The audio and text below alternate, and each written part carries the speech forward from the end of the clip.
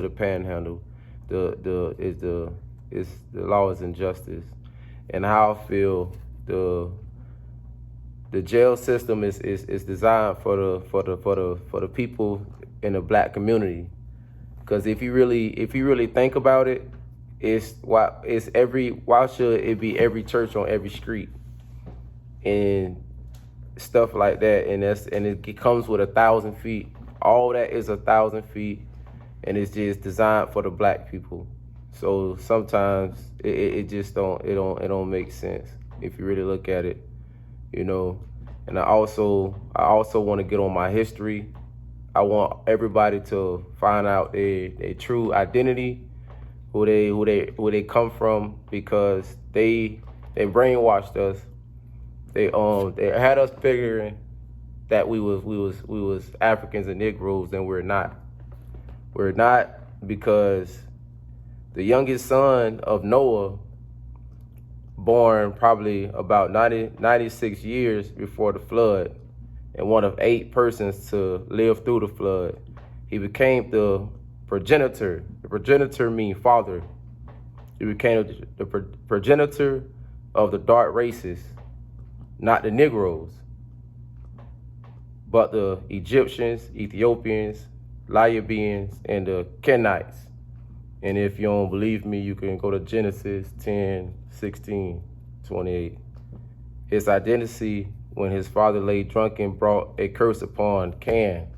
Because they say God love all he do, but not the Greeks and the Europeans. If you know their color, you should really know what's going on. And those are the people who took everything from us, because it's like they took everything from us. They didn't know our language. Our original language is Hebrew. They didn't know that. That's why they named it America, and went to naming it certain names so they could understand how to travel and get by, because everything was in Hebrew.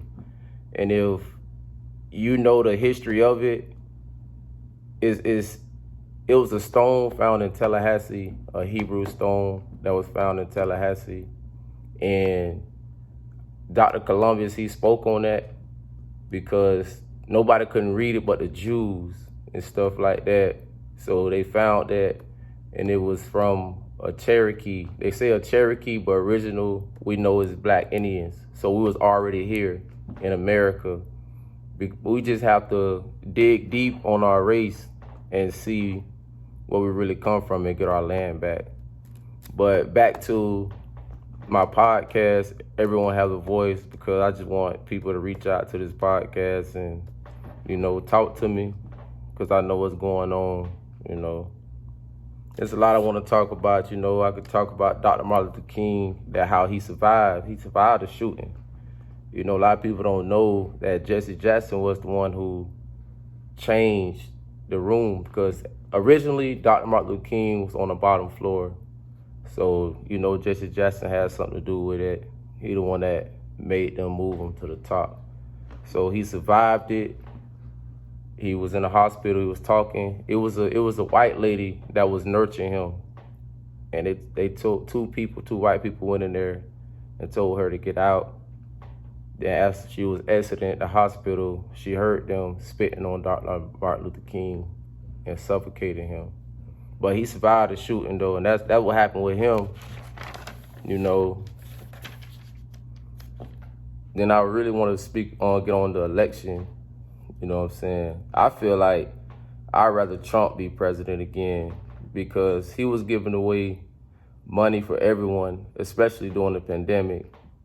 I respect the fact that he didn't just give away the money to people that didn't work. He had to work. Everybody had to work to get the stimulus check. So I feel like he'll be around this time, the pandemic, I feel like he'll be good. You got a question from one of your subscribers. They said they want to know where you're from and what's your story and how did you get to the point you want to do this podcast? Well, I'm from Stuart, Florida, born in West Palm Beach. I've been through a lot as far as me just having to just experienced a lot on my own, not really having no one to really teach me stuff. And I feel like I have the opportunity to reach someone that need to hear this. And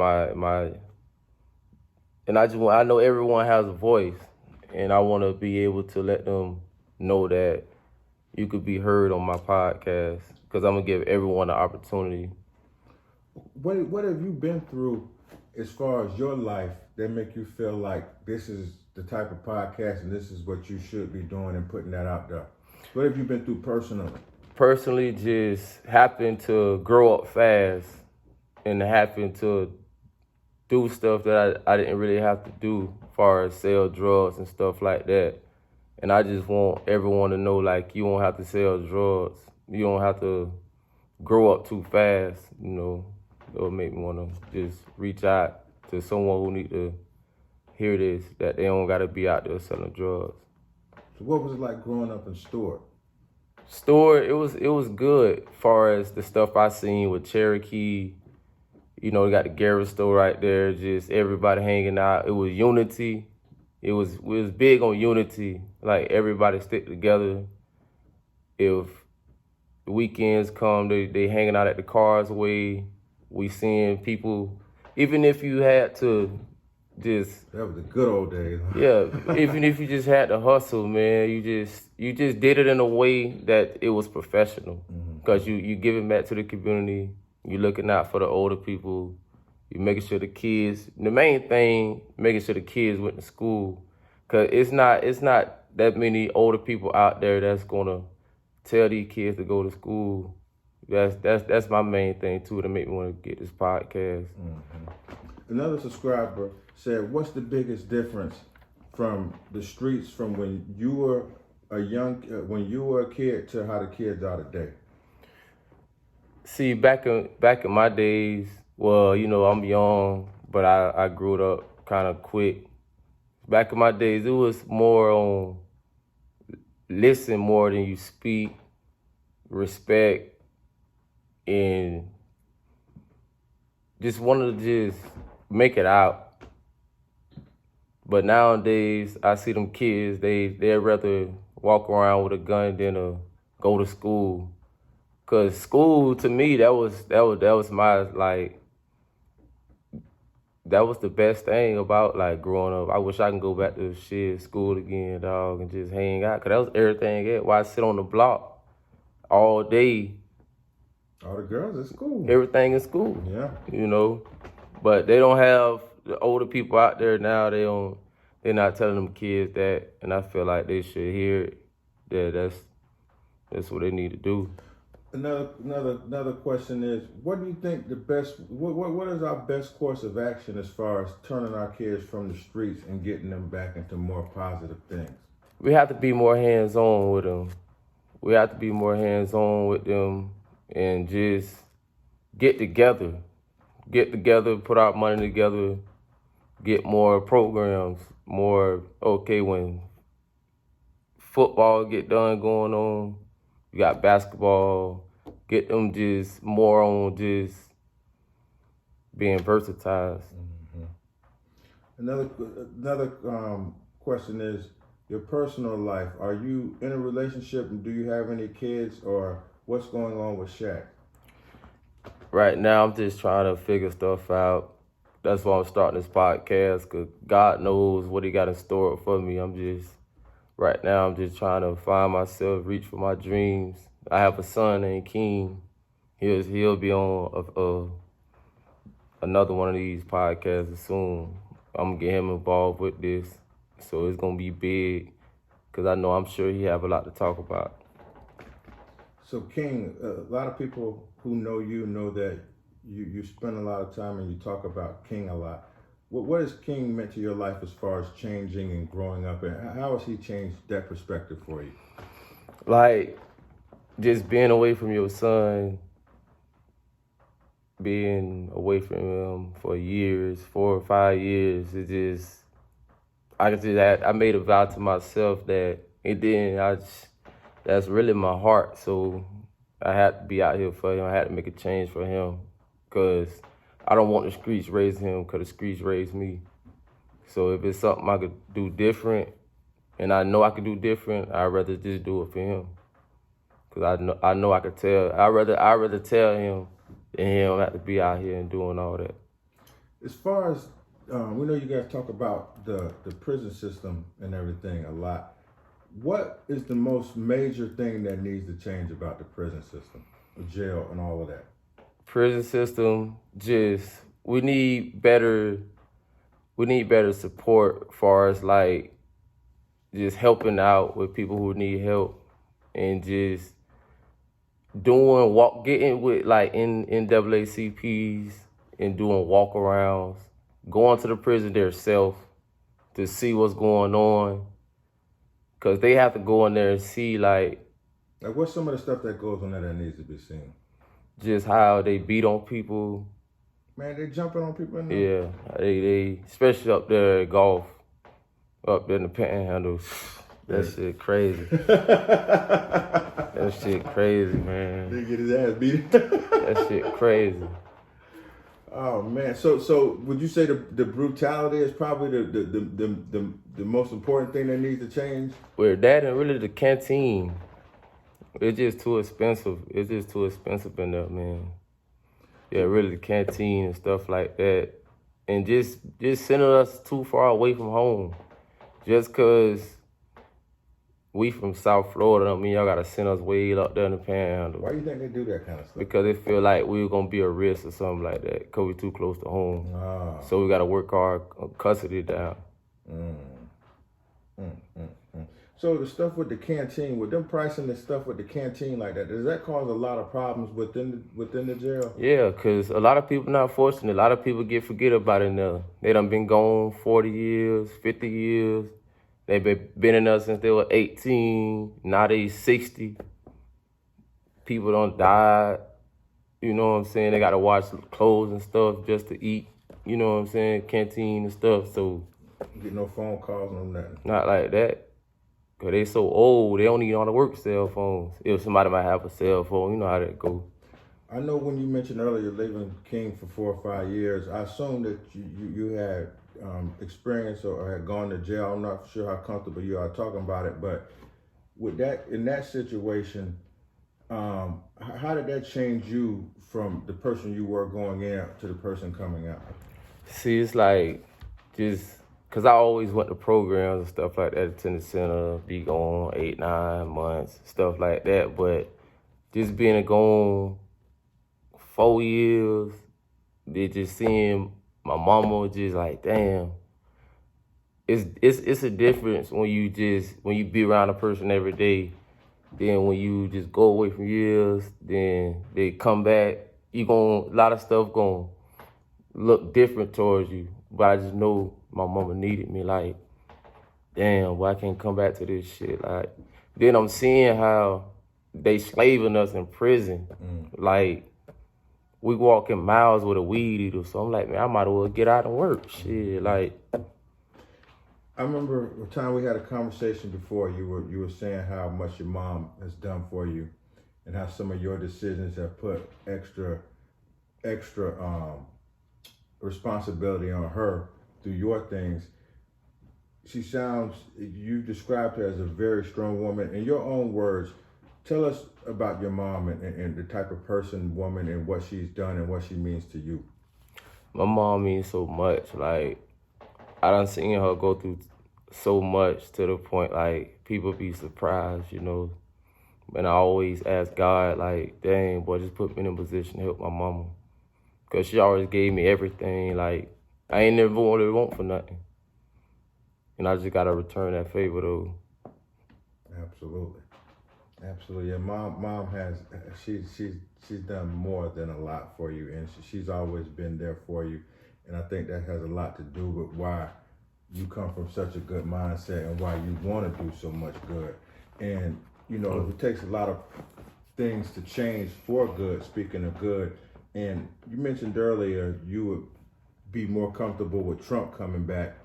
Exactly what made that change within you? Because everybody was not on Trump before, but I think people realize things are different now. See, with Trump, I like his really. I had to learn his mindset because we really need money out here, man. It's just really what it's all about. Like, and he make it generate. Like, and then it ain't like he was racist with the money. But at the same time, he didn't condone in drugs and stuff like that. So I kind of understood that people felt some type of way about the wall and stuff like that. You know what I'm saying? But when we come down to like being a citizen and working and needing them extra little stimulus, nigga need them little couple racks. Shit, nigga need them little couple racks. You know what I'm saying? So like, dang, bro, like, yo, okay. I understand his mindset. That's all he on, like just keeping shit in motion. Just getting some more money. Right. Just get some more money. Man. Yeah, absolutely. So with this podcast, what do you hope to really accomplish as far as, and who do you hope to reach ultimately when you're done doing what you're doing? Really, everyone. The ones that really need to hear it, like, cause it's still some good people out here, man. Like, and then there's also people that's out here that really be needing help too. You know what I'm saying? So I'm gonna speak for everybody, like, cause I be around the struggle every day. You know what I'm saying? And I know like people look at me like to be that voice, cause they know what I've been through. Mm-hmm. You know what I'm saying? Because of what you've been through, you have grown. You are very wise. You're wise beyond your years. If you could go back 10 years and talk to a younger version of yourself, what kind of game would you give them? Don't sell dope. Go to school. Get more involved in school. If it's too hard, shit, go to the extended day. Get in tutoring programs. Go to school. Go be somebody. If you could go back to the younger version of yourself 10 years ago today, what would you tell them about relationships in life? Relationships, get established. Get established first, and don't just settle for anything. Like, just find somebody who gonna be on what you want. But it's hard to do that shit though. Like, hard to find somebody like that these days, unless you in position. But like I say, if I was to tell my young self, I go to school, because I just know what type of dude I am. That's where they at. Like, but by me just being in the streets, that blocked me from meeting that special one. Like, but at the same time, like, I'm with this podcast, I ain't have to go get a degree and stuff for them to discover me.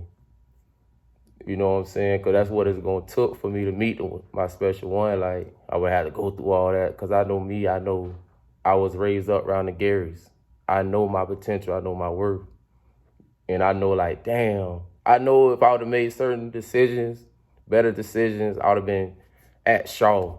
I would have been had all that. Like, but I still want them to know I appreciate all they did, bro. Like, and I appreciate them letting me record here and all this type of stuff. Like, because people going to feel me. Absolutely. You know what I'm saying? Well, everyone knows that you're very close to the Garys. You basically related.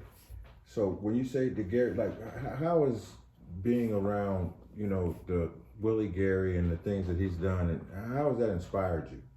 It inspired me because I was small. I was a kid, and I used to always see Mr. Willie Gary just pull up to Mr. Johnny Bell to get his hair cut. And it's just like, he always showed me love, and he always talked to me. And it's just like, I understood why he did certain stuff with just doing the Dream Big program, just showing people. And for me to see people criticize him a lot, it pissed me off, because he ain't have to do that. Because that's still, money is important. Yeah. You know what I'm saying? He ain't have to do that, but I understand why he do that, because he want to show us that he ain't no hater. Like, I'm finna put this around y'all to show y'all, like, y'all could be around Chris Tucker, Monique, Da Brat, like, y'all could do this shit too. I want y'all to see this with me. You know what I'm saying? And I just understood, like, the importance of why he did certain stuff. That's awesome. So, another subscriber has a question. It was like, what is the most scary or serious situation you ever went through while being in the streets? Shit, just in the streets, you never know, like, how it go. Like, shit, just stuff might just happen. Like, shit might be a shootout, or you might just be in one of the moves. You might go through it with a person. The situation might, a small situation that's supposed to be small might be big. So, like, you might get hurt, or this person might get hurt. So in the streets, it's unpredictable. Like, but I've been through a lot of stuff, and I know how serious it is, though. But it's unpredictable how stuff be happening. Another subscriber asked, what type of woman do you like? And if you could describe the perfect woman for you, what would that sound like? Mainly, like, it depends. Like, 'cause if older, she could look like the older chick that played the character Robin with Country Wayne. You know what I'm saying? But she got that swag, like, or Lisa Ray, some shit like. But she young. She just got to be educated, smart, and like to do what I like to do. A lot of people have been, well, anyone who's been watching the internet lately knows in the rap world, YSL, mainly Young Thug and Gunna, they've all been going through a RICO trial based on gang activity and everything. What's your opinion on the state of hip hop, their situation, and so forth?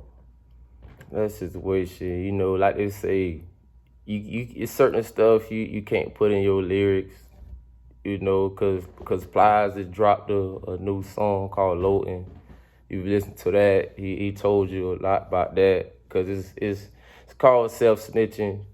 And then, you know, like, then you got to be careful about what you say, like, you know, you got people like DJ Vlad and stuff like that.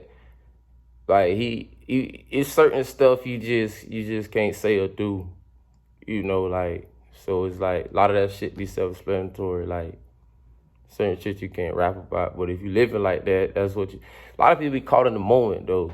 Mm-hmm. And that shit just be catching up with you. Yeah, that's all it be. As a black man in America, do you feel like today in 2020 that you are treated equally? And 22 it's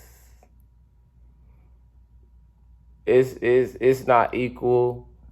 It's only equal to the ones who got the mindset, who understand our history, who understand the culture. That's because it's a lot of us out here that understand that soon they're gonna be like, we're gonna have all our land back. Cause it's gonna be a time that everybody know their culture and everybody gonna move as one. Speaking of culture, that's a very interesting question. Most of us do not know our culture and where we come from. And I know you were talking a lot about the back in the Roman days and things of that nature. How much do you know about how it started and where it was and all that kind of stuff? Well, I grew up in church, always going to church. My grandma them grew up in church. But, you know, in church, you know, I didn't really discover stuff until I was in prison. I attended this class called the University of Yahweh. It's a prophet named Yahweh ben Yahweh. He mainly just to teach us about our culture and that Jesus was black, God was black. Mainly that type of stuff, and also taught us that to treat women like queens. Don't be quick to sex on them. Teach them knowledge. Like, be a brother. That type of stuff. Like, then, you know, time went on. I'm still studying. And then I went to getting on this Black Indian stuff, like really just digging deep and just understanding that they lied to us all these years. They script us from everything. That they script us from everything to the point like we don't even know that Jesus was Black. It's pictures of him in a book sitting on his mom's lap as a baby, and he's draped up in gold. He's draped up in gold. And if them Aryan people, them Greeks, if they didn't script that from us, and we still had everywhere we go, you see Black people with gold on, that would have been stuck in our mind. Everybody would walk around here. We wouldn't have female scripting because they see their reflection everywhere they go. But the Greeks and the Europeans and all that, they couldn't. They had to stop that. So when I learned about all that, it just made me want to keep going and put this word out. Because right now, a lot of people still in 6,000 years sleep. They still sleep. They don't want to know the truth about our culture because they're in this world. And then you got the music. The music not making it any better. You know what I'm saying? So how did you get led to the truth? Just studying, just going deep, just really attending the University of Yahweh because it taught me how to just research. Taught me how to research, like just simple stuff like how the Greeks and the Europeans, all of them just took everything from us, from everything we're gonna create it to. People don't even know with whiskey to drink Jack Daniels that a Black person created that. A lot of people don't even know that. No. They stole that. So it's like, it's gonna come a time when everybody gonna learn that they've been stealing stuff from us. Stole a lot of stuff. Yeah, and there's not too many young people that know this. I remember you said something interesting earlier, off camera, about how Christopher Columbus didn't bring Black people here; they were already here. So see, Christopher Columbus, with him, he discovered. He was the one that was digging up the skeletons, the brains and stuff like that. He the one that separated the Africans from the Hebrews because he the one that dug up bones and it was different sizes, there was different shapes. And that let them know that the Hebrews are different from the Africans. And then the Africans and the Europeans was working together. So it's just like Africans is not going to sell their own people. So it's like the Black Indians was already here. And then you have something called the Aboriginals. The Aboriginals is the ones that's standing firm on. We was already here. That's that Black Indian stuff, like just us who was already here. Those the Aboriginals. Then you got the Africans. If you really compare us to a real African, we do not look nothing like them. And like I got written right here with Noah, it's already said that he was gonna become the progenitor. That means father of the dark races, not the Negroes, but the Egyptians, the Ethiopians, the Libyans, and the Canaanites. And out of any one of them four, a majority of us that's here or got some of that in our blood. So if Noah became the father of all these people, not the Negroes, how we Africans? And that's all that is. But see, they're gonna keep that from us because we have to pay $4,000 or $5,000 for these books. Cause that's everybody know that's what them people put stuff that you don't want you to have. Yes, everybody knows it's in the book, cause the world, society, them people got it so programmed till they know that nobody's gonna spend $3,000 on a book just to show you that Jesus was sitting on his mom's lap with all gold on. The 12 prophets, Moses with a fro, dark. Who is the biggest threat to Black America as far as you're concerned? The biggest threat is us not waking up. That's the biggest threat. It really is. That's the biggest threat. Us not knowing the truth and not waking up to our history. Awesome. Yeah. Awesome. Stop it right quick.